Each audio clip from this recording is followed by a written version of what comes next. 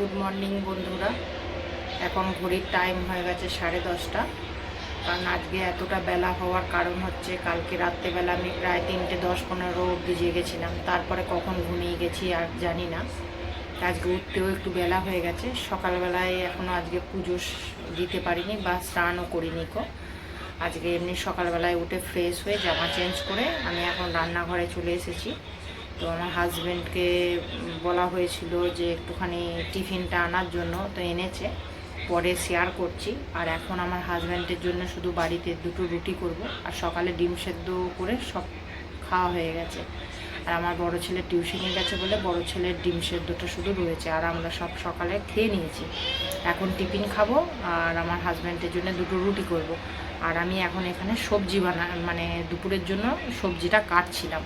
তো চলুন আমি রুটিটা করে নিই, তারপরে আবার ক্যামেরা অন করছি। এই যে এটা হচ্ছে আজকে সকালের টিফিন, পরোটা, মানে একটা করে মিষ্টি আছে। এটা অন্য টাইপের মিষ্টি, দেখি বুঝতে পারছেন, রসগোল্লা নয়, এটা সম্ভবত রস বড়া টাইপের কিছু একটা হবে। আর এইটা হচ্ছে পরোটার তরকারি। আমার হাজব্যান্ডের জন্য রুটিটা করে নিই। হাজব্যান্ডের জন্য রুটিটা করছি।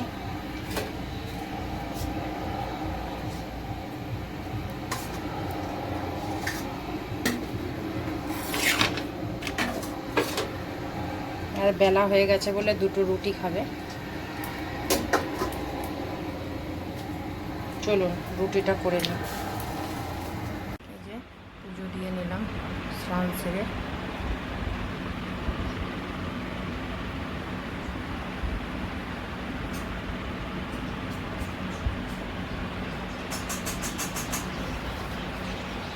চলুন এবার রান্নাটা করে নিই। এই যে ভাত, ভাত আর মধ্যে আলু সেদ্ধ দেওয়া আছে। আর এই যে এখানে কাঁকরোল ভাজা, আর এখানে এই যে ডিমের অমলেট করা হয়েছে। আমার হাজব্যান্ড বললো বেলা হয়ে গেছে, ভালো খিদে নেই, ওইটুকুই রান্না করতে। আর এই দেখুন পুঁই শাক কেটেছিলাম, রান্না হলো না, এটা তাহলে আবার ফ্রিজে রেখে দিই, এটা আবার আগামীকাল করা হবে। তাহলে চলুন খেয়ে নিই। হ্যালো বন্ধুরা, এখন ঘড়ির টাইম হয়ে গেছে 7:30। তো এখনও চা করিনি, বড় ছেলেটা পড়তে গেছে, ও আসুক, এলে চা করব। আর আজকে অনেক দিন পর একটু দুপুরবেলায় ঘুমিয়ে গেছিলাম, যেহেতু কালকে রাতে ভালো ঘুম হয়নি।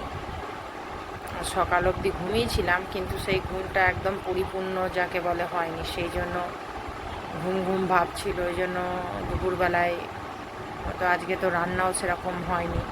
পুঁই শাকটা ফ্রিজে আবার রেখে দিলাম। আর আমি একটুখানি ঘি আলু ভাতে দিয়ে খেয়েছিলাম প্রথম দিকটা, তারপরে কাঁকরোল ভাজা আর ডিম ভাজা দিয়ে খেয়েছিলাম। মাছটা ভেবেছিলাম রান্না করব, পুঁটি মাছটা ছিল ফ্রিজে, ভেবেছিলাম রান্না করব। পুঁই শাক কেটেছিলাম রান্না করব, দেখলেন তো কিছুই আর রান্না করা হয়নি। কারণ অত বেলাতে খেয়ে হাজব্যান্ডও বললো আমার খিদে নেই, ছোটো ছেলেটাও বললো আমি আর খেতে পারবো না, যেহেতু কচুরি নয় সরি পরোটা খেয়েছে, ওই জন্য বললো খেতে পারবে না। এবার ওই পুঁই শাকটা রান্না করে ওই কী আর করবো, কতটা 1 বাটি কেটেছিলাম, ওই জন্য আর ওটা রান্না হয়নি, ওটা আবার আগামীকাল রান্না করতে হবে। তাই একটু ঘুমিয়ে গেছিলাম, দিয়ে আবার ঘুম থেকে উঠলাম। আজকে কাজের দিদি বলেছিল 3টের সময় কাজে আসবে, তো সেই ভেবে একটু তাড়াতাড়ি খাওয়াও হয়ে গেছিলো, দিয়ে একটু শুয়ে ঘুমিয়ে গেছিলাম। কাজে এলো 6টার সময়, দিয়ে এসে পাম্পে জল ছিল না, ডাকলো, ঘুম ভেঙে গেল। তো ভালোই হলো, কারণ সন্ধ্যেটা দেওয়ার ব্যাপার ছিল। দিয়ে সন্ধ্যে দিয়ে একটু শুয়েই ছিলাম। এখন সব অনেকের ভিডিও দেখি, তাদের ভিডিও দেখছিলাম, দিয়ে ভাবলাম যে এখন একটু আপডেট দিই, আবার রাত্রেবেলায় রুটি তরকারি যা বানাবো সেটা শেয়ার করে ভিডিওটা শেষ করব। তাই চলুন দেখতে থাকুন, কেউ স্কিপ করবেন না। যে সন্ধ্যের চা নিয়ে চলে এসলাম, আর সাথে যে খিচুড়ি টাইম দুটো বিস্কুট এনেছি, কিন্তু বিস্কুটগুলো মিষ্টি আর এলাচের ফ্লেভার আছে। আমার কোনো বিস্কুটই ভালো লাগে না খেতে, আর বিশেষ করে মিষ্টি বিস্কুট হলে তো একদমই ভালো লাগে না। কিন্তু এটা এলাচের একটু ফ্লেভার আছে বলে তাই দুটো নিলাম।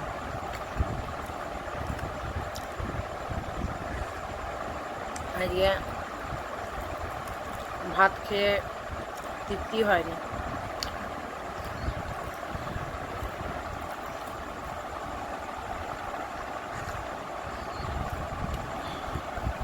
চলো চা খেয়ে নিয়ে আবার আটা মাখবো, তারপর আবার রুটি করব, তরকারি করব। বন্ধুরা, আপনাদের সাথে একটা জিনিস শেয়ার করা হয়নি।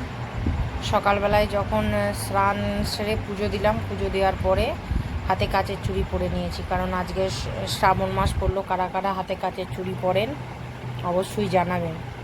আমি গত বছর কিনেছিলাম ছটা করে 12টা। এবারে আর বাইরে বেরোনো হয়নি বলে কেনা হয়নি। আগের বছরের 4টে ছিল, তো দু হাতে দুটো করে পরেছি। এই যে, আর সামনেবার বাইরে বেরোলে দেখি এখন কটা করে হাতে পরতে পারি, কেনার একটা ইচ্ছা আছে। আর তবে যাই কিনি এবারে আর বেশি কিনবো না, কারণ ওই মোটা করে পরলে না কাজ করতে খুব সমস্যা হয়। আর আমি এমনি হাতে চুড়ি, তারপরে আংটি, হার, গলায় হার, পায়ের আংটা এইসব পরে থাকতে পারি না। তারপর গুজি দেওয়া কানের, এগুলো পরে থাকলে আমার খুব অস্বস্তি করে।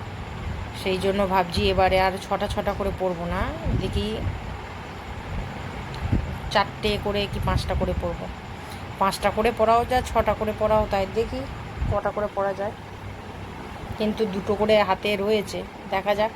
এবারে এই যদি সেম ডিজাইন পাই তাহলে ভাবছি আর 2টো করে 4টে পরিয়ে নেব। আর যদি সেম ডিজাইন না পাই তাহলে একবারে 4টে করে 8টা পরবো। চলো, রান্নাঘরে চলে এসেছি, আটাও মেখে নিয়েছি, আর দুধ জাল দেওয়া হয়ে গেছে, আর ভেন্ডি ভাজা হয়ে গেছে। এখন আলুর দম করব একটু। দেখুন, এই যে আটাটা মেখে রেখে দিয়েছি। এই যে এখানে সব টমাটো, কাঁচা লঙ্কা, আদা রসুন পেস্ট, পেঁয়াজ কুচিয়ে দিয়েছি। যে তেল গরম হচ্ছে, আর এই যে ভেন্ডিটা ভাজা হয়ে গেছে, আর দুধটাও এই যে জাল দিয়ে রেখে দিয়েছি, আর আলু সিটি দিয়ে নিয়েছি। এই যে রান্নাটা করে নিই, তারপরে ফাইনাল লুক দেখাচ্ছি। এই যে আলুর দমটা ফুটে গেছে।